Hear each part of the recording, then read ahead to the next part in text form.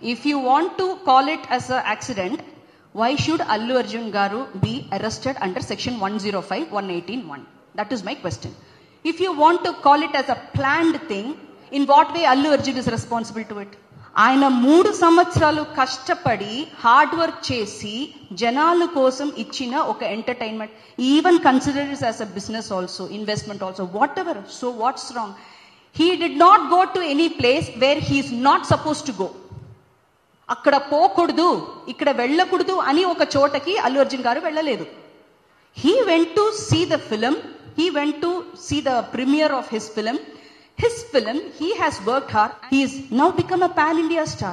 So maybe I feel somebody is like so scared of his growth, of the fame and the power maybe he's attaining. ఒకవేళ గనక రేపు ఏదైనా పాలిటిక్స్కి వచ్చేస్తారో, లేకపోతే రేపు ఏదైనా ఇష్యూ అంటే మనకి టఫ్ ఇవ్వడానికి ఒక్కవేళ వచ్చేస్తారు, ఆ స్థాయికి ఎదుగుతున్నారనమాట in terms of popularity and power.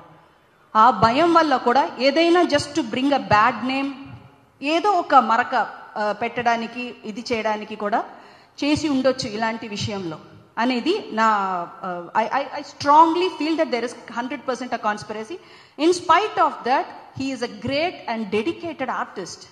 చాలా జనాల్ని ఆయన డాన్స్ మూలం కానీ, ఫిల్మ్ మూలం కానీ, యాక్టివిటీస్ మూలం కానీ చాలా మందికి సంతోషించారు. He's an entertainer. అలాంటి ఒక ఆయనకి ఈ పరిస్థితి అంటే, if some layman he's been targeted, he'll be just squash like anything, right sir? ఒక లేమన్కి ఈ పరిస్థితి వచ్చిందంటే nobody will be there to question.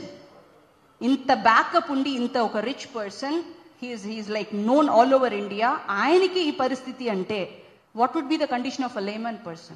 In what way law is guiding or law is helping or giving hands to the poor people? In what way? This is definitely not a fair thing to happen. So I wanted to express my views on it, and this is my strong opinion that there is definitely 100% conspiracy in this.